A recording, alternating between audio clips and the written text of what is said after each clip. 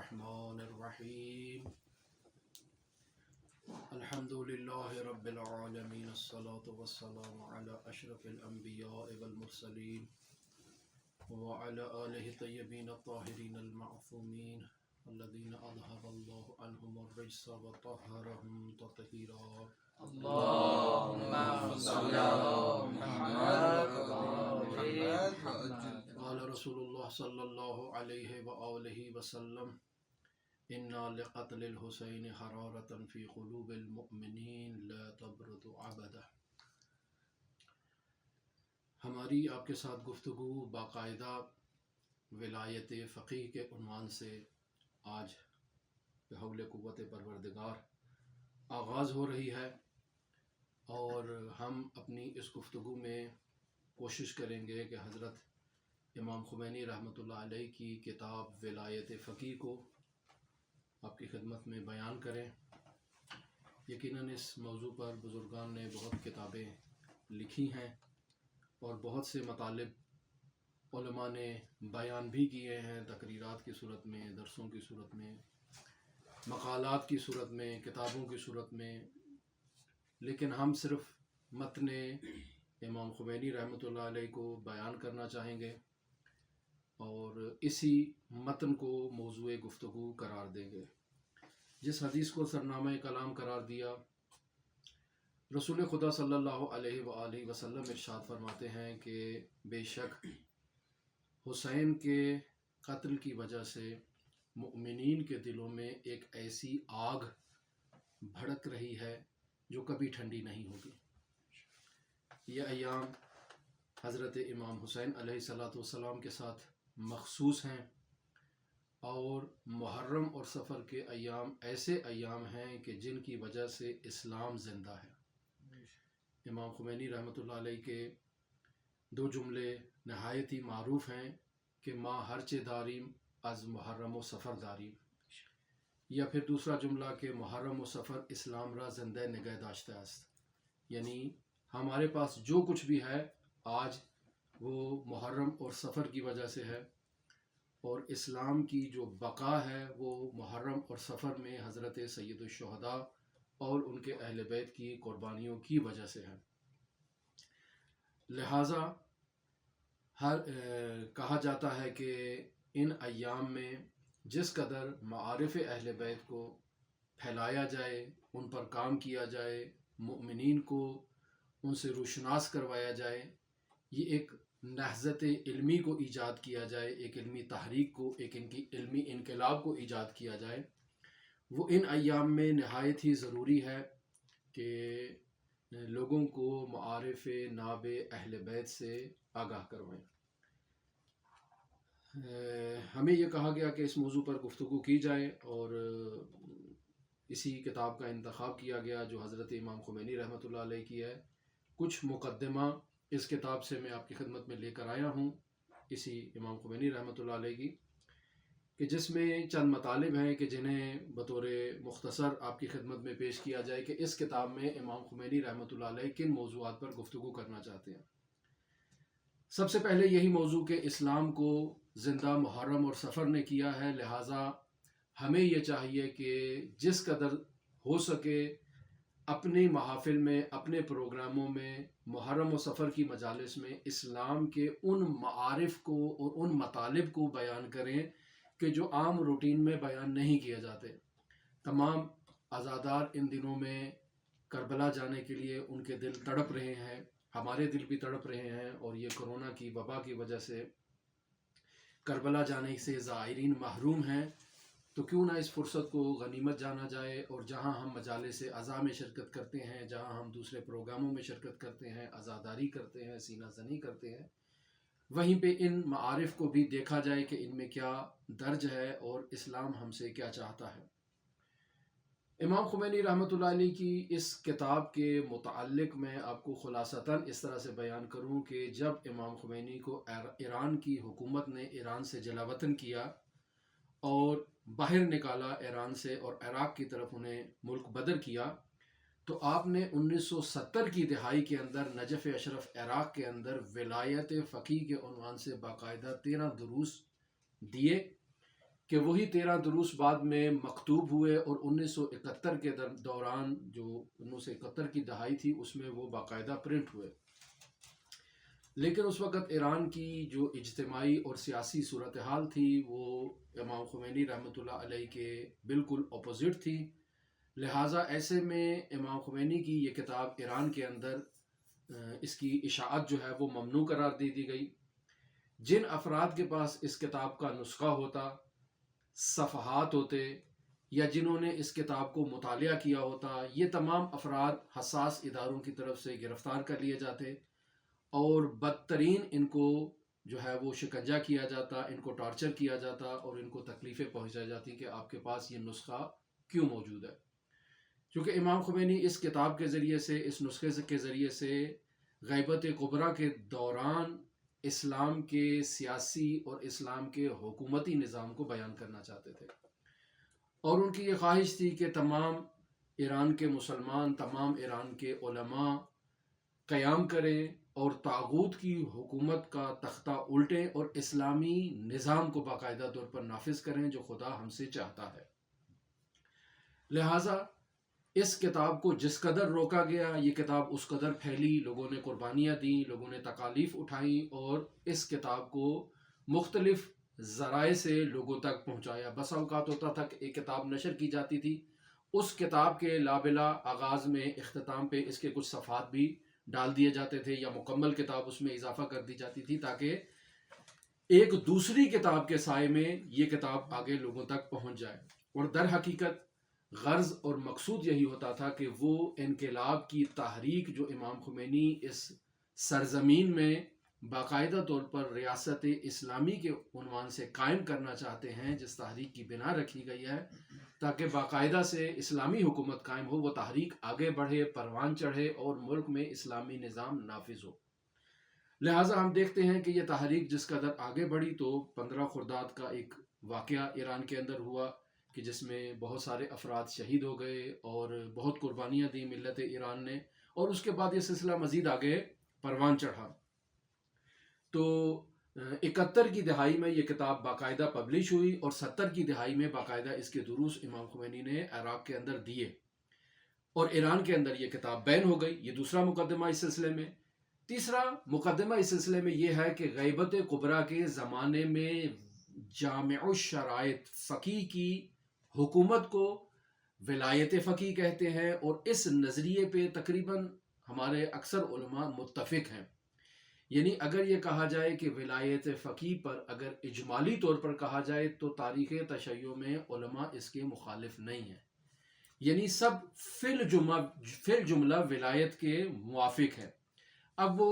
ممکن ہے حدود کے باب میں اس کو تسلیم کرتے ہوں، ممکن ہے قصاص کے باب میں اس کو ایکسیپٹ کرتے ہوں، ممکن ہے وجوہات شرعیہ کے باب میں اس کو ایکسیپٹ کرتے ہوں، لیکن کہیں نہ کہیں اس کو ایکسیپٹ کرتے ہیں. اور فقہ کے مختلف ابواب میں اس ولایت فقی کو باقاعدہ طور پر ذکر کیا جاتا ہے علماء کی طرف سے. مثلا امام خمینی وہ پہلے شیعہ نہیں ہیں جنہوں نے ولایت فقی کے بارے میں ایک نظریہ پیش کیا ہے، بلکہ امام خمینی سے پہلے اگر آپ دیکھ لیں شیخ مفید سے شروع ہوں، ابھی تک اگر آپ تمام علماء کو دیکھیں تو ان کی کتابوں میں ولایت فقی سے متعلق بحث آپ کو مل جائے گی. ممکن ہے یہ ٹائٹل ولایت فقی کا نہ ہو، لیکن اس کے اندر جو بحث کی گئی ہے، جو اختیارات اور وظائف ایک حاکم شرع کے بیان کیے گئے ہیں، ایک مجتہد کی جو ذمہ داریاں بیان کی گئی ہیں، وہ ذمہ داریاں وہی ذمہ داریاں ہیں کہ جو حکومت کے بغیر اجرا نہیں ہو سکتی ہیں. مثلا کہا جائے کہ آپ اگر دیکھ رہے ہیں کہ کسی شخص نے چوری کیا ہے تو آپ اس کے ہاتھ کاٹتے ہیں. خوب میں کون ہوتا ہوں کہ کسی کے ہاتھ کاٹوں؟ درست ہے نا؟ اگر میں نے کسی چور کو پکڑ لیا، کچھ لوگ دبوچ کے کسی چور کو میرے پاس لے آئے کہ اس کے اوپر حد جاری کریں، یا کسی شخص نے زنا کیا ہے اس کو پکڑ کے لے آئے کہ بھئی اس نے زنا کیا ہے، 4 گواہ بھی وہاں پر موجود ہیں، اب کہتے ہیں کہ اس کو 100 کوڑے لگائیں. خوب اگر ایک فقی حکم دے دے کہ اس شخص کو 100 کوڑے لگائے جائیں تو بالآخر ملک میں ایک ریاستی نظام ہوتا ہے اور یہ ریاست کی رٹ کو چیلنج کرنے کے مترادف ہے. ہر ملک میں ایک قضاوت کا نظام ہوتا ہے، عدلیہ کا نظام ہوتا ہے. تو دوسری طرف سے آپ کہتے ہیں کہ فقی اگر حد کو جاری نہ کرے تو اس نے جو ہے وہ احکام الہی کو گویا کہ نظر انداز کر دیا ہے. تو پس ایک طرف سے فقہا لکھتے ہیں کہ یہ کام ذمہ داری فقیہ کی ہے، اور دوسری طرف کہتے ہیں کہ اس کام کو چھوڑا بھی نہیں جا سکتا. تو پس تمام علماء نے کہیں نہ کہیں اس ولایت فقیہ کا ذکر کیا ہے، لیکن جس انداز میں مرحوم امام خمینی رحمۃ اللہ علیہ نے اس نظریے کو اور اس آئیڈیالوجی کو وسیع عنوان سے پیش کرنے کا جو ہے وہ بیڑا اٹھایا، آپ سے پہلے بھی ایک فقیہ تھے جنہوں نے اسی انداز میں ولایت فقیہ کے نظریے کو پیش کیا، یعنی باقی تمام فقہا سے وسیع انداز میں مرحوم احمد نراقی، انہوں نے 1245 ہجری میں اس نظریے کو پیش کیا، نظریہ ولایت فقیہ کو، اور اپنی کتاب جو ان کی ہے عوائد الایام، اس میں تفصیلاً اس نظریے پر آپ نے بحث کی ہے، اور عمدتاً آپ نے 2 مطالب کو ذکر کیا ہے مرحوم احمد نراقی نے، اور ذکر کرتے ہیں کہ رسول خدا صلی اللہ علیہ وآلہ وسلم کو بھی ولایت حاصل ہے، حضرات ائمہ معصومین علیہ الصلوۃ والسلام کو بھی ولایت حاصل ہے، اور ان کے بعد فقیہ جامع الشرائط کو بھی ولایت حاصل ہے. یہ مرحوم نراقی لکھ رہے ہیں. مگر کوئی ایسا اختیار ہو جو اللہ کے رسول کے پاس ہے، جو انہی کی ذات کے ساتھ مخصوص ہے. امام معصوم کے پاس ایک ایسا اختیار ہے جو انہی کے ذات کے ساتھ مخصوص ہے، اور باقاعدہ روایات میں اس کو بیان کیا گیا ہے کہ یہ منصب مخصوص ہے اللہ کے رسول کے ساتھ اور اللہ کے رسول کے جانشین کے ساتھ.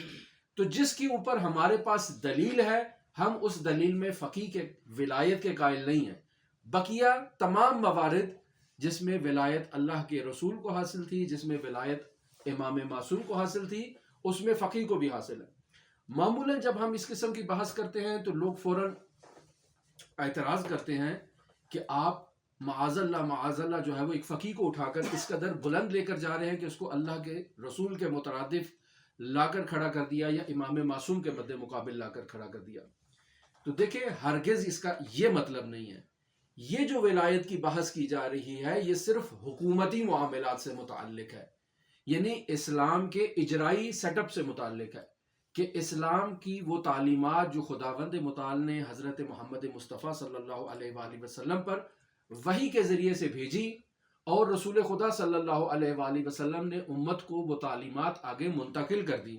یہ تعلیمات پھر رسول خدا صلی اللہ علیہ وآلہ وسلم کے بعد رسول خدا کے جانشینوں نے انہی تعلیمات کو آگے عوام تک منتقل کیا. اب سوال یہ پیدا ہوتا ہے کہ ان تعلیمات کو جو ہم تک پہنچا دیا گیا ہے، ہماری کیا ذمہ داری ہے؟ آیا ہم ان تعلیمات پر عمل کریں، یا ان کو ایک کتاب میں لکھ کر چوم کے ایک صندوق کے اندر بند کر کے رکھ دیں کہ اب ان پر عمل نہیں ہو سکتا ہے؟ ٹھیک ہے، آیا ہماری یہ ذمہ داری ہے؟ نہیں. کوئی بھی عاقل شخص، کوئی بھی فہیم شخص، کوئی بھی دیندار شخص یہ نہیں کہے گا کہ دین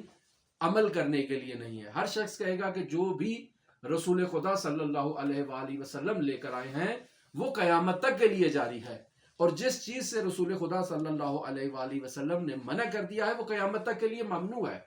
بس ایسا نہیں ہو سکتا کہ کوئی ایک ایسا زمانہ ہمارے پاس آئے کہ جس میں ہم اسلام کی تعلیمات کو نظر انداز کر دیں، ان کو چوم کر باقاعدہ ایک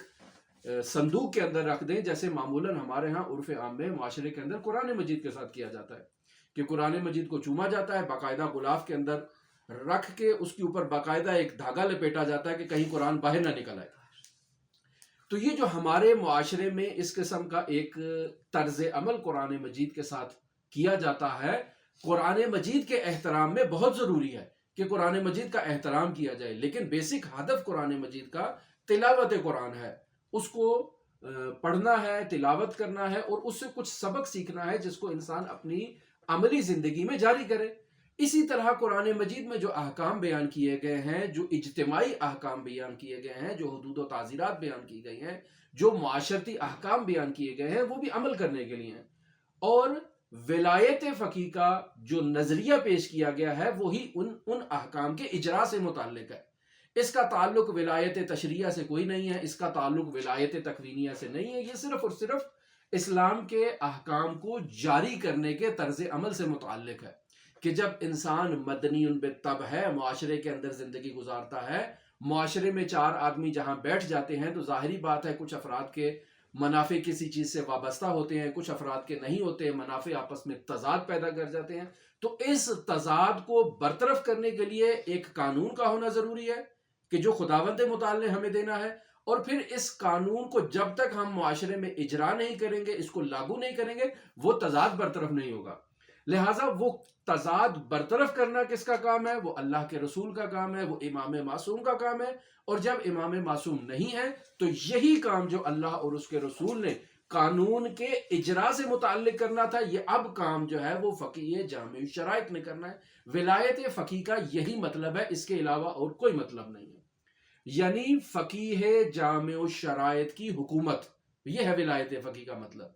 اور اس کے علاوہ کوئی مطلب ولایت فقیہ کا نہیں ہے۔ اس کو کبھی بھی ولایت تکوینیہ میں نہ لے کر جائیں، اس کو ولایت تشریعہ میں نہ لے جائیں کہ یہ وہ ولایت خاصہ جو خداوند متعال نے اپنے نبی کو دی، وہ ولایت جو خداوند متعال نے امام معصوم کو دی، وہ ولایت اب فقہا تک آ گئی ہے۔ نہیں، وہ نہیں ہے۔ قانون گزاری کا حق بھی اسی حد تک فقیہ کو حاصل ہے جس حد تک اللہ اور اس کے رسول نے اور امام معصوم نے آگے منتقل کیا ہے۔ وہ احکام جو کلی طور پر بیان کر دیے گئے ہیں، ان قوانین کی روشنی میں موجودہ تقاضوں کے مطابق اس کو لاگو کرنا، اس کو امپلیمنٹ کرنا جو ہے، یہ فقیہ کا کام ہے۔ یہ فقیہ کر سکتا ہے، لیکن اس کا تعلق تشریع سے نہیں ہے، یعنی خود سے قانون جعل نہیں کرے گا ایسا کہ یہ میں جعل کر رہا ہوں، اللہ نے کہا ہے، یہ رسول نے کہا ہے، ان کی طرف نسبت نہیں دے گا۔ خود سے تحریف دین کرنا فقیہ کا کام نہیں ہے۔ بس یہاں مرحوم ناراقی نے جو دو مطالب بیان کیے ہیں، جس میں پہلا مطلب یہی ہے کہ وہ تمام امور کے جو عمومی مصلحت سے تعلق رکھتے ہیں، جن کا تعلق مفاد عامہ سے ہے، جن کا تعلق باقاعدہ لوگوں کے دین سے ہے، لوگوں کی دنیا سے ہے، یہ جو عمومی امور ہیں، ان امور کو ہماری دینی اصطلاح میں امور حسبیہ کہتے ہیں کہ ان امور کی تعطیل پر اللہ تبارک و تعالیٰ ہرگز راضی نہیں ہے۔ کیوں؟ چونکہ انسان مدنی بالطبع ہے، معاشرے کے اندر زندگی گزارنے والا ہے۔ جب انسان معاشرے کے اندر زندگی گزارے گا تو ظاہری بات ہے تبھی جو معاشرے کے اندر قدرتی وسائل ہیں، سب نے اس سے استفادہ کرنا ہے اور ان سہولیات سے اپنی ضرورت کے مطابق، اپنے نفع کے مطابق انہیں استعمال کرنا ہے، اور جب ہر انسان اپنی ضرورت کے مطابق ان قدرتی وسائل سے استفادہ کرے گا اور زیادہ سے زیادہ حاصل کرنے کی کوشش کرے گا تو یقینی بات ہے کہ ٹکراؤ ہوگا۔ تو اس ٹکراؤ کو برطرف کرنے کے لیے ایک نظام حکومت کا ہونا ضروری ہے، اور ہر عاقل اس نظام حکومت کے قیام کے لیے قائل ہے کہ یہ ہونا چاہیے، اور خداوند متعال بھی اس کی تعطیل پر راضی نہیں ہے۔ یعنی ایسا نہیں ہے کہ خداوند متعال نے ہمیں اپنے حال پر چھوڑ دیا ہے کہ اب اللہ کے آخری نبی بھی نہیں ہیں، اب ان کے آخری جانشین بھی پردہ غیبت کبریٰ میں ہے، تو اب آپ کی جو دل چاہتا ہے آپ کریں۔ ہرگز ایسا نہیں ہے۔ اگر کوئی شخص ولایت فقیہ کا انکار کرے، یعنی اسلامی حکومت کا انکار کرے، اور اس کا نظریہ یہ ہو کہ اسلامی ریاست کے قیام کی کوئی ضرورت نہیں ہے، تو گویا کہ وہ یہ کہنا چاہتا ہے کہ اسلامی ریاست میں رہنے والے مسلمان آزاد ہیں، ان کا جو دل چاہے کریں، جو کرنا چاہتے ہیں وہ کریں، ان کے لیے کوئی روک ٹوک نہیں ہے، جبکہ اس بات کو عقل ہی تسلیم نہیں کرتی ہے۔ تو یہ دو بنیادی چیزیں ہیں جسے مرحوم احمد ناراقی نے بھی اپنی کتاب اس اوائد الایام کے اندر ذکر کیا ہے۔ پہلا مطلب یہی ہے کہ وہی اختیارات حکومتی جو اللہ کے رسول کو حاصل تھے، جو امام وقت کو حاصل تھے، وہی اختیارات حکومتی وہاں سے منتقل ہوئے ہیں ایک جامع الشرائط فقیہ تک، مگر وہ اختیارات کے جن کے لیے باقاعدہ نص موجود ہے کہ وہ آگے منتقل نہیں ہو سکتے، یہ مطلب۔ اور دوسرا مطلب کہ وہ تمام امور کے جن کی تعطیل پر خدا ہرگز راضی نہیں ہے، وہ امور انجام دینا بھی اسی فقیہ کی ذمہ داری ہے۔ تو پس مجموعاً ولایت فقیہ کا نظریہ جو ملا احمد ناراقی نے بیان کیا، اس کی یہی دو شکیں ہیں۔ پھر ہم آگے چلتے ہیں کہ وہ امور حسبیہ کیا ہے۔ مثلا فتویٰ دینا فقیہ کا کام ہے، یہ غیر فقیہ فتویٰ نہیں دے سکتا ہے، کوئی سیاست مدار نہیں دے سکتا ہے، کوئی سربراہ مملکت جو دین سے تعلق نہیں رکھتا وہ فتویٰ نہیں دے سکتا۔ یہ کام اسی نے دینا ہے کہ جو دینی تعلیمات کو جانتا ہو، اسی کا کام ہے کہ وہ باقاعدہ طور پر فتویٰ دے،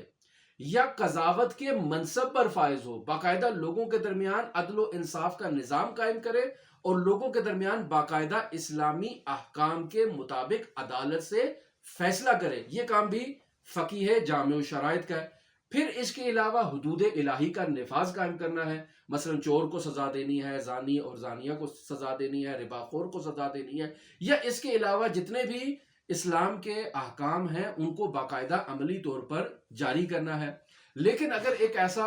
بندہ آ جاتا ہے کہ جس کو ہم نے سزا تو دے دی لیکن سزا کے علاوہ اسے جیل میں بھی بند کریں تاکہ جو ہے وہ معاشرہ اس کے شر سے محفوظ رہے، تو یہ کام کس نے کرنا ہے؟ اسلامی تعلیمات کے مطابق یہ کام بھی خدا اور اس کے رسول کے بعد فقہا کا ہے جو جامع شرائط ہے، یعنی مخصوص شرائط خداوند متعال نے بیان کر دی ہیں کہ ان شرائط کے مطابق جو افراد ان شرائط کے حامل ہوں گے وہ افراد اس کام کے ذمہ دار ہوں گے، اس کام کی مسئولیت ان کے اوپر ہوگی کہ وہ فتویٰ بھی دیں گے، وہ قضاوت بھی کریں گے، وہ حدود کو بھی جاری کریں گے اور وہ مجرمین کو بھی جیل میں بند کریں گے، یعنی باقاعدہ اپنا ایک سیٹ اپ انجام دیں گے۔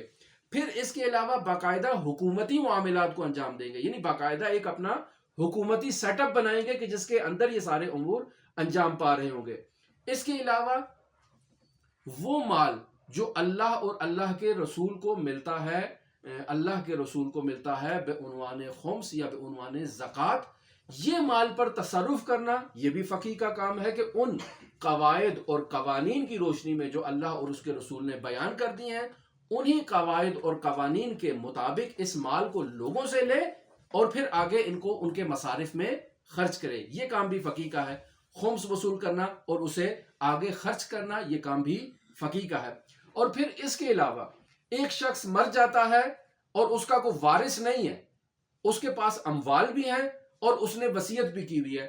تو اب اس کے اموال کا ذمہ دار کون ہے؟ اس کا کوئی وارث نہیں ہے، تو اس کے اموال کا ذمہ دار بھی وہی شخص ہوگا جو اللہ اور اس کے رسول کے بعد جانشین قرار دے گا، اپنے آپ کو امور اجتماعیہ میں امور حسبیہ میں متولی قرار پائے گا۔ وہی شخص اس کا ذمہ دار ہے کہ وہ اس اموال کو کنٹرول کرے اور میت کی وصیتوں پر باقاعدہ عمل کروائے، یہ اس کی ذمہ داری ہے۔ اور پھر اس کے علاوہ امر بالمعروف اور نہی عن المنکر کرنا، یہ معاشرے میں ہم سب کی ذمہ داری ہے کہ ہم لوگوں کو اچھائی کی طرف ترغیب دلائیں، لوگوں کو برائی کی طرف سے روکیں، لیکن باقاعدہ وسیع پیمانے پر ایک حکومتی نظام کے تحت اس امر بالمعروف اور نہی عن المنکر کی ذمہ داری کو انجام دینا بھی حکمران کی ذمہ داری ہے کہ جو فقیہ جامع شرائط ہوگا۔ پھر اس کے علاوہ وہ موقوفات کے جن کا کوئی متولی نہیں ہے ابھی، یعنی موقوفات بس اوقات متولی رکھتی ہیں، بس اوقات ان کا کوئی متولی نہیں ہے، کوئی ان کا ذمہ دار نہیں ہے، کہ جو واقف کی نیت کے مطابق اس وقف شدہ مال کو باقاعدہ طور پر استعمال کرے اور اس کو اسی مصرف میں لے کر آئے جس مصرف نے واقف نے نیت کی ہوئی ہے۔ تو اگر ایسی موقوفات ہیں جن کا کوئی متولی نہیں ہے تو ان کی ذمہ داری بھی ایسے ہی حکمران کے اوپر آتی ہے کہ جو دینی حکمران ہے اور انہی شرائط کا وہ حامل ہے۔ زکوٰۃ کو وصول کرنا، اسے خرچ کرنا، یہ بھی اسی کی ذمہ داری ہے۔ اسلامی ریاست کے دفاع کرنے کے لیے باقاعدہ فوج کو مجہز کرنا، یہ بھی اسلامی ریاست کے متولی کی ذمہ داری ہے کہ جو فقیہ جامع شرائط ہو۔ یہ سارا نظریہ ہے ولایت فقیہ کا۔ پھر اس کے بعد آخری چیز یتیموں کی کفالت کرنا، جو افراد ذہنی توازن نہیں رکھتے، جو دیوانے ہیں، ان کی کفالت کرنا، گمشدہ افراد کے اموال کی حفاظت کرنا، یہ سب امور ایسے ہیں کہ جو فقیہ جامع شرائط کے ذمے آتے ہیں فقہی اعتبار سے، کیونکہ ان کا کوئی وارث نہیں ہے تو جس کا بھی کوئی وارث نہ ہو اس کی ذمہ داری امام وقت کے اوپر ہوتی ہے، اور امام وقت کی غیر موجودگی میں یہ کام فقیہ جامع شرائط نے کرنے ہیں۔ اور آپ ہرگز نہیں کہہ سکتے کہ معاشرے میں یہ تمام امور کو ترک کر دیا جائے، اور اگر معاشرے میں ان امور کو ترک کر دیا جائے تو گویا کہ ہم یہ کہہ رہے ہیں کہ اسلام کے بہت وسیع احکام ایسے ہیں کہ جنہیں نظر انداز کر دیا جائے، انہیں چونکہ مقدس بنا کر باقاعدہ ایک کتاب کے اندر، صندوق کے اندر رکھ دیا جائے کہ اب ان کی ضرورت نہیں ہے، جب حضرت صاحب العصر آئیں گے تو خود آ کر ان احکام کو اور ان قوانین کو جاری کریں گے، ایسا ہرگز نہیں ہے۔ امام خمینی رحمۃ اللہ علیہ اپنی کتاب کے آغاز میں جو بحث کرتے ہیں وہ اس شبہے کو برطرف کرتے ہیں کہ عصر تمدن اور عصر صنعت کے اندر اسلامی معاشرتی ضروریات کو پورا کرنے کی اسلام میں توانائی نہیں ہے۔ یعنی اگر آپ کہیں کہ اسلامی ریاست اگر آپ آج کل کے دور میں قائم کر لیں تو ایک توہم لوگوں کے ذہن میں ایک شبہ ڈالا جاتا ہے کہ اسلام جدید ٹیکنالوجی کا مخالف ہے، جبکہ ہرگز ایسا نہیں ہے۔ اسلام ٹیکنالوجی کا مخالف نہیں ہے۔ یا کہا جاتا ہے کہ اسلام عصری علوم کا مخالف ہے، تو یہ بھی ایک اسلام کے اوپر تہمت ہے. اسلام عصری علوم کا ہرگز مخالف نہیں ہے. یہی جو کہا جاتا ہے کہ اسلام جدید صنعتوں کا مخالف ہے، جدید تمدن کا مخالف ہے، ہرگز ایسا نہیں ہے. تو یہ اسلام کے اوپر جو یہ ایک تہمت لگائی جاتی ہے، امام خمینی رحمۃ اللہ علیہ اس کو برطرف کرتے ہیں اور کہتے ہیں کہ بعض لوگ احساس کمتری کا شکار ہونے کی وجہ سے ان باتوں کو تسلیم کر لیتے ہیں. وہ سمجھتے ہیں کہ شاید واقعی اندر ہمارے اندر کوئی ایسی برائی پائی جاتی ہے، جبکہ آج کل کے آپ معاشرے میں جا کے دیکھ لیں تمام علماء کے پاس موبائل ہیں. اگر یہ لوگ واقعی تمدن کے مخالف ہوتے، واقعی جدید ٹیکنالوجی کے مخالف ہوتے تو ان وسائل کو استعمال نہ کرتے. علماء فیس بک بھی استعمال کر رہے ہیں، یوٹیوب بھی استعمال کر رہے ہیں، موبائل بھی استعمال کر رہے ہیں، ٹی وی بھی استعمال کر رہے ہیں، گاڑیاں بھی استعمال کر رہے ہیں، جہاز بھی استعمال کر رہے ہیں، سب چیزیں استعمال کر رہے ہیں. تو اپنی ضرورت کے لیے استعمال کریں، لیکن جب اسلام کے لیے آئے تو کہیں نہیں، جائز نہیں ہے. ایسا تو ہو نہیں سکتا ہے. جو چیز درست ہے وہ درست ہے اور جو غلط ہے وہ غلط ہے. تو یہ بعض اوقات اس قدر ہجوم کیا جاتا ہے، اس قدر تبلیغات کی جاتی ہیں کہ لوگ واقعی یہ سمجھتے ہیں کہ شاید واقعی کہیں ہم مخالف ہی نہ ہوں جو یہ بات کہہ رہے ہیں، تو شاید کوئی ایسی بات ہے جو ہمیں علم نہیں ہے. تو در واقع ایسا نہیں ہے. بعض لوگ احساس کمتری کا شکار ہو جاتے ہیں اور خاموش ہو جاتے ہیں، یا بعض لوگ تقیہ کی وجہ سے خاموش ہو جاتے ہیں کہ اگر ہم اسلام کے ان احکام کو بیان کریں تو واقعی مسئلہ بن جائے گا. جیسے امام خمینی رحمۃ اللہ علیہ نے کتاب ولایت فقیہ لکھی، یعنی اسلام کے حکومتی نظام کو بیان کیا، لیکن جب وہ ایران میں سرحدوں سے ایران میں داخل ہوتی ہے تو جو افراد اس کو لے کر آتے ہیں انہیں گرفتار کر لیا جاتا ہے. جن کے پاس اس کتاب کا صفحہ ہوتا ہے اس کو بھی گرفتار کر لیا جاتا ہے، یا جن کے متعلق علم ہو کہ یہ اس کتاب کی تبلیغ کر رہے ہیں ان کو بھی گرفتار کر لیا جاتا ہے. حتیٰ یہاں تک کہ جن کے بارے میں معلوم ہو جائے کہ اس نے یہ کتاب پڑھی ہے اس کو بھی پکڑ کے لے جاتے ہیں کہ اس نے پڑھی کیوں ہے. تو اس قدر جو ہے وہ شدت گرائی جو ہے وہ مخالفین کی طرف سے صرف اس وجہ سے ہے کہ اگر اسلامی آئیڈیالوجی آپ تک منتقل کر دی جائے کہ اسلام کا طرز حکومت کا نظام کیا ہے، تو اس سے جو استکباری قوتیں بنی ہوئی ہیں، جن لوگوں نے حکومتیں بنائی ہوئی ہیں، اسلامی ریاستوں پر قبضے کیے ہوئے ہیں، یہ جو اسلامی ریاستی نظام آج کل کے رائج ممالک میں قائم ہے، ان کو اپنے وجود کے بارے میں خطرہ ہوتا ہے کہ اگر لوگ بیدار ہو جائیں تو لوگ قیام کرنا شروع ہو جائیں گے. وہ معروف بھی ہے نا کہ انسان کو بیدار تو ہو لینے دو، ہر قوم پکارے گی ہمارے ہیں حسین. تو انسان اگر بیدار ہو جائے، اسے معلوم ہو جائے کہ حضرت امام حسین علیہ تحیۃ وثنا نے کس مقصد کے لیے قیام کیا، اور پھر ان کا مقصد بھی یہی تھا کہ اسلامی احکام کو اسلامی معاشرے میں نافذ کیا جائے، ظلم و جور کا خاتمہ کیا جائے، عدالت کے ذریعے سے لوگوں کو ان کے انسانی اور معاشرتی حقوق تک پہنچایا جائے. جب لوگوں کو یہ معلوم ہو جائے گا تو لوگ کہیں گے کہ ہمارے اوپر بھی تو ظلم ہو رہا ہے، ہمارے ساتھ بھی تو پولیس ظلم کر رہی ہے، یا ہم پولیس کے اوپر ظلم کر رہے ہیں، یا معاشرے میں ایک دوسرے کے حقوق پامال کر رہے ہیں. ہمیں معلوم ہے کہ فلاں افسر رشوت لیتا ہے لیکن ہم اس کے بارے میں کچھ نہیں کرتے. جب انسان کو معلوم ہو جائے کہ یہ افراد جو کرپٹ ہیں، ان کو معاشرے کے اندر ہمارے اوپر حکومت کرنے کا حق حاصل نہیں ہے، ہمیں چاہیے کہ ہم انہیں اپنے ووٹ کی طاقت سے سرنگو کریں اور دوبارہ انہیں ووٹ نہ دیں، دوبارہ انہیں منظر قدرت تک نہ پہنچائیں، تو یقینی بات ہے کہ وہ آپ لوگوں سے خطرہ محسوس کریں گے اور آپ کے خلاف سازشیں کریں گے، جو آج کل کے معاشرے میں ہوتی رہتی ہیں. تو تبھی بات ہے کہ انسان ان مسائل کو مد نظر رکھے. اسلام معاشرتی ترقی کا مخالف نہیں ہے، اسلام ہرگز مادی ترقی کا مخالف نہیں ہے. جتنی مرضی بلند سے بلند بلڈنگز بنائی جائیں، اگر ماحولیاتی آلودگی پر مشتمل ہیں تو پھر اسلام مخالفت کرے گا کہ اس سے انسانوں کے معاشرتی حقوق پامال ہو رہے ہیں. وگرنہ فی حد نفس فی حد ذاتے کو مشکل نہیں ہے، بڑی بلڈنگ بھی بنائی جا سکتی ہے، عالیشان گھر بھی بنائے جا سکتے ہیں، جدید ٹیکنالوجی کو بھی لایا جا سکتا ہے، کسی قسم کی کوئی مشکل نہیں ہے. پھر اسی طرح جو معاشرتی انحرافات ہیں معاشرے کے اندر، مثلا معاشرے میں اخلاقی برائیاں ہیں، معاشرے میں اعتقادی برائیاں ہیں، اسلام یہ چاہتا ہے کہ یہ اخلاقی برائیاں ختم ہو معاشرے سے، یہ عقیدتی انحرافات جو ہے ان کا خاتمہ ہو، اور تمام افراد جو ہیں وہ سعادت کی طرف جائیں، کمال کی طرف جائیں، فلاح و بہبود کی طرف جائیں. ہر آدمی اپنے گھر کے اندر اچھی طرح سے زندگی بسر کرے. یہی اسلامی تعلیمات کا نچوڑ ہے، جسے باقاعدہ ایک فقیہ جامع الشرائط نے حکومتی نظام کے تحت جو ہے وہ باقاعدہ طور پر نافذ کرنا ہے. پھر امام خمینی رحمۃ اللہ علیہ آگے ایک سوال کا جواب دیتے ہیں کہ کیا خلیفہ اور امام کی تعیین کی وجہ سے فقہی مسائل کا جواب دینا چاہیے، یعنی سوال یہ ہے کہ کیا خلیفہ، ایک اعتبار سے یا دوسرے اعتبار سے امام کے تعین کی وجہ سے فقہی مسائل کا جواب، تو امام اس کے جواب میں کہتے ہیں کہ اس کی وجہ کیا ہے؟ حکومت ہے۔ یعنی دلائل کیا پیش کرتے ہیں حکومت اسلامی کے قیام کے لیے؟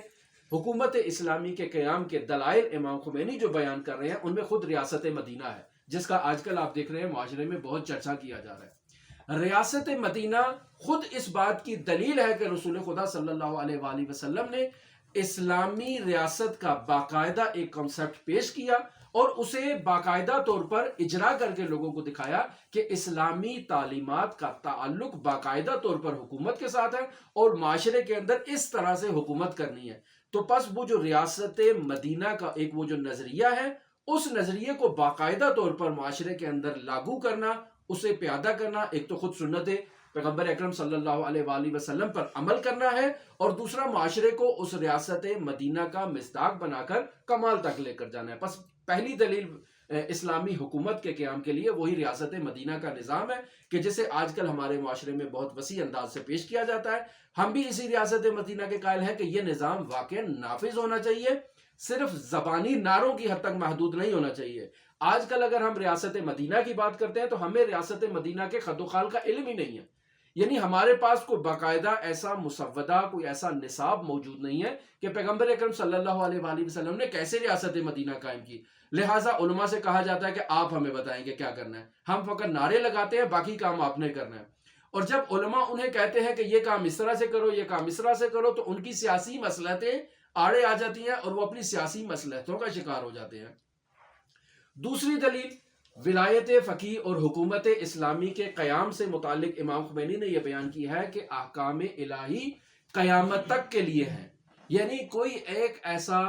زمانہ نہیں ہے کہ جس زمانے میں انسان کو اس کے حال پر چھوڑ دیا گیا ہو کہ اس مدت میں اسلامی احکام جاری نہیں ہوں گے۔ مثلا حضرت رسول خدا صلی اللہ علیہ وآلہ وسلم نے 23 سال مجاہدانہ زندگی گزاری اور اسلام کو باقاعدہ لوگوں تک پہنچایا اور ریاست مدینہ کی بنیاد رکھی۔ اس کے بعد باقاعدہ سلسلہ شروع ہوا، دو قسم کی آئیڈیالوجی منظر عام پر آئیں۔ ایک نظام خلافت تھا جو خلافت راشدہ کے تحت وقوع پذیر ہوا، ایک خلافت امامت و خلافت بلا فصل رسول خدا صلی اللہ علیہ وآلہ وسلم کا نظام تھا کہ جسے باقاعدہ اس دور میں آغاز ہی میں باقاعدہ عملی طور پر حکومت قائم نہ کرنے دی گئی۔ تو بس یہ دو نظام آئیڈیالوجی چلی، لیکن ان دونوں آئیڈیالوجیز کا ہدف یہ تھا کہ باقاعدہ اسلامی تعلیمات جو حضرت محمد مصطفیٰ نے ہمیں دی ہیں ان کو جاری کیا جائے، ان کو اسی طرح سے جاری رکھا جائے جیسے رسول خدا صلی اللہ علیہ وآلہ وسلم کے دور میں جاری تھی۔ پھر خلافت راشدہ کا کمال حضرت سید الاوصیاء کا دور آیا، حضرت امیر المومنین کے بعد امام حسن مجتبی آئے، اور اس کے بعد باقاعدہ طور پر نظام شروع ہوا بنی امیہ کا، اور بنی امیہ کے بعد بنو عباس آئے۔ ہماری طرف اگر آپ چلے جائیں، یعنی اس دوسرے نظریے کی طرف جو نظریہ امامت ہے اور نظریہ ولایت ہے، اس کے مطابق حضرت سید الاوصیاء امیر المومنین خلیفہ بلا فصل اور امام بلا فصل ہے، رسول خدا صلی اللہ علیہ وسلم کے جانشین ہیں، اور وہاں سے وہ سلسلہ شروع ہوا حضرت امام حسن عسکری تک، اور امام حسن عسکری کی مظلومانہ شہادت کے بعد حضرت امام زمان اجل اللہ تعالی فرجہ شریف باقاعدہ پردہ غیبت میں چلے گئے، غیبت صغریٰ ہوئی، اور غیبت صغریٰ تقریباً 69 سال تک یہ جاری رہی، اور اس کے بعد غیبت کبریٰ میں ہم چلے گئے۔ تو سوال یہ پیدا ہوتا ہے کہ رسول خدا صلی اللہ علیہ وآلہ وسلم کی تعلیمات اگر دونوں طائفوں کو لیا جائے، یعنی دونوں آئیڈیالوجیز کو لے کر اگر ہم آگے چلیں حضرت امام زمانہ کی غیبت صغریٰ کے اختتام تک اور اس دور تک، تو تقریباً 260 سال آپ لگا لیں، یہ شاید اس سے بھی کچھ زائد عرصہ۔ تو کیا اسلامی تعلیمات صرف اس عرصے کے لیے تھی؟ اسلام نے اس کے بعد لوگوں کو کہا کہ اب آپ اسلام پر عمل نہ کریں، یعنی امام زمان جب پردہ غیبت میں چلے گئے، غیبت کبریٰ میں چلے گئے، اب ان کا ارتباط منقطع ہو چکا ہے عوام کے ساتھ اور شیعوں کے ساتھ، تو کیا اب امام زمانہ جن کا لوگوں کے ساتھ رابطہ نہیں ہے، تو اب ان لوگوں کی کیا ذمہ داری ہے کہ اسلام کو چومیں اور باقاعدہ ایک صندوق کے اندر رکھ دیں کہ اب ہماری کوئی ذمہ داری نہیں ہے، جب حضرت ظہور کریں گے تب ہم اس اسلام پر عمل کریں گے؟ کیا یہ ہے؟ ہرگز ایسا نہیں ہے۔ دوسرے آئیڈیالوجی اور دوسرے مکتبہ فکر میں چلے جائیں جو خلافت کے پیروکار ہیں، یعنی آپ بنی عباس کو مانتے ہیں، بنی امیہ کو مانتے ہیں، اب سوال یہ ہے کہ بنی عباس کے بعد اب آپ لوگوں کا کیا نظریہ ہے؟ اب آپ لوگ حکومت کے منصب پر کیسے فائز ہوں گے؟ کیا اسلامی تعلیمات ابھی بھی جاری رہیں گی یا بند کر دی گئی ہیں؟ اب ان کو چوم کر کے رکھ دیا جائے صندوق میں، وہ بھی کہیں گے کہ نہیں، رسول خدا صلی اللہ علیہ وآلہ وسلم نے جو احکام ہمیں دیے ہیں یہ قیامت تک جاری رہیں گے۔ پس دونوں طبقات یعنی دونوں مکتبہ فکر اس بات پر متفق ہیں کہ اسلامی تعلیمات قیامت تک استمرار رکھتی ہیں۔ تو جب قیامت تک استمرار رکھتی ہیں تو انہیں باقاعدہ طور پر اجرا کرنا، باقاعدہ طور پر نافذ کرنا کس کی ذمہ داری ہے؟ مسلمانوں کی ذمہ داری ہے۔ اب مسلمانوں نے انہیں کیسے نافذ کرنا ہے؟ ظاہری بات ہے کہ معاشرے کے اندر، اسلامی معاشرے کے اندر وہ افراد جو دینی امور میں مہارت رکھتے ہیں، یعنی فتویٰ دینے کی صلاحیت رکھتے ہیں، قضاوت کرنے کی صلاحیت رکھتے ہیں، احکام الہی کو اچھی طرح سے جانتے ہیں، ان لوگوں کے سپرد اس باغ دوڑ کو کیا جائے گا کہ آئیں بسم اللہ، آپ ریاست اسلامی کی بنیاد رکھیں اور آپ باقاعدہ سے اس نظام کو قائم کریں۔ پس تیسری دلیل کہ احکام الہی جو ہیں وہ قیامت تک استمرار رکھتے ہیں، کسی خاص زمانے تک محدود نہیں ہے۔ پھر اس کے بعد تیسری دلیل جو ہے وہ ہے کہ قوانین اسلامی جو ہے وہ حکومت کے بغیر اجرا نہیں ہو سکتے۔ یعنی میں چاہتا ہوں کسی مجرم کو قید کر کے رکھوں تو اس کے لیے مجھے حکومتی نظام کا ہونا ضروری ہے۔ میں دیکھ رہا ہوں کہ میرے گاؤں میں اگر کسی نے زیادتی کی ہے، کسی شہر میں زیادتی کی ہے، میں اس کو چند افراد اور چند مسلمانوں کی مدد سے دبوچ کے اپنی مسجد کے تہہ خانے میں اس کو قید کر لوں تو اگلے دن پولیس کو جب پتہ چلے گا تو وہ آئے گی، مفتی کو بھی پکڑ کے لے جائے گی، مفتی کے مریدوں کو بھی پکڑ کے لے جائے گی، مسجد کو بھی سیل کر دے گی، اور وہ نظام جو ہے وہ جاری نہیں ہوگا جس نظام کو وہ جاری کرنا چاہتا تھا۔ یا اگر کسی مفتی کو پتہ چل جائے کہ فلاں آدمی نے زنا کیا ہے، اس کے پاس شاہد بھی اکٹھے ہو گئے، کیا وہ اس کو 100 کوڑے مار سکتا ہے؟ قطعی طور پر نہیں مار سکتا۔ کیوں؟ چونکہ اگر وہ 100 کوڑے مارے گا اور اسلامی ریاست بھی قائم نہ ہوئی ہوگی تو یقینی بات ہے کہ جس کی ریاست ہوگی وہ ریاست کے اندر ریاست نہیں بننے دے گا، اس کو پکڑ کے لے جائے گا اور اس کو آگے سے 200 کوڑے مارے گا کہ تم نے ہماری حکومت کے اندر کیوں یہ مداخلت کیا ہے، اور پھر ریاست کی رٹ کو بھی چیلنج کیا ہے۔ تو پس حکومت کے اندر حکومت نہیں ہو سکتی۔ تمام مسلمانوں کی ذمہ داری ہے کہ وہ جد و جہد کرے، اسلامی ریاست کے قیام کے لیے باقاعدہ شعور کو بیدار کرے اور لوگوں کو آمادہ کرے کہ ریاست اسلامی کیسے قائم ہو سکتی ہے، اس پہ گفتگو کی جائے، حوار کی جائے، تمام مفتیان مل کر اس پہ گفتگو کرے، جیسے آج کل ہمارے معاشرے میں علماء گفتگو کرتے ہیں۔ پاکستان میں بھی جتنی دینی جماعتیں ہیں، جتنی مذہبی جماعتیں ہیں، ان کا بھی یہی ہدف ہے کہ ہم حکومت تک پہنچ کے اسی ریاست مدینہ کی بنیاد رکھیں اور ریاست مدینہ کو باقاعدہ طور پر جاری کریں۔ تو پس یہ ہو گئی تیسری دلیل۔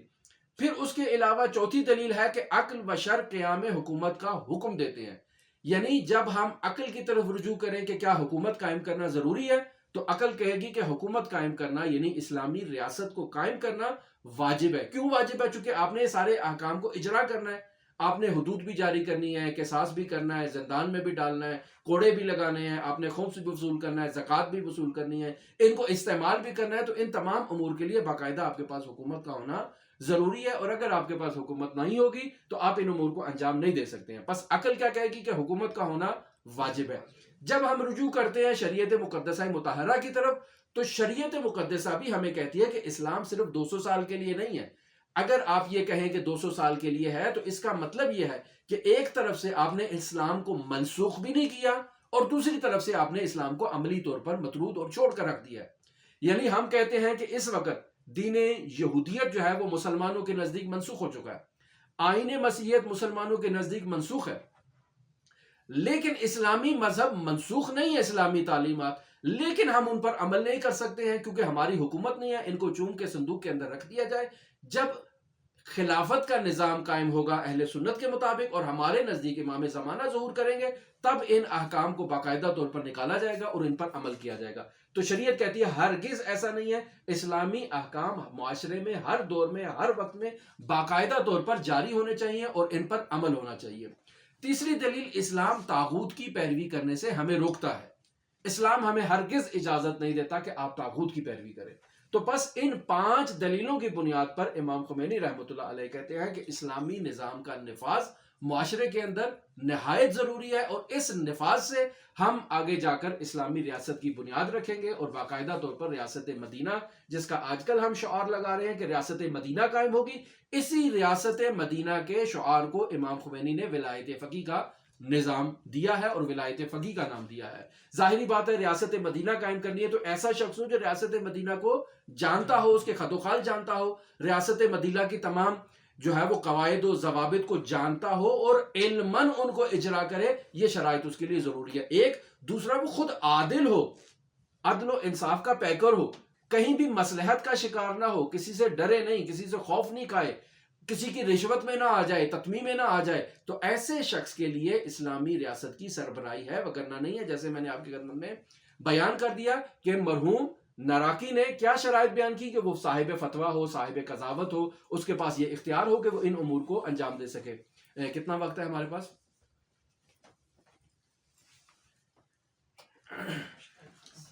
ہے ٹائم ہے؟ اللہم صلی علی محمد و آل محمد وعجل فرجہ. کیونکہ میرے پاس ٹائم نہیں ہے تو مجھے نہیں معلوم.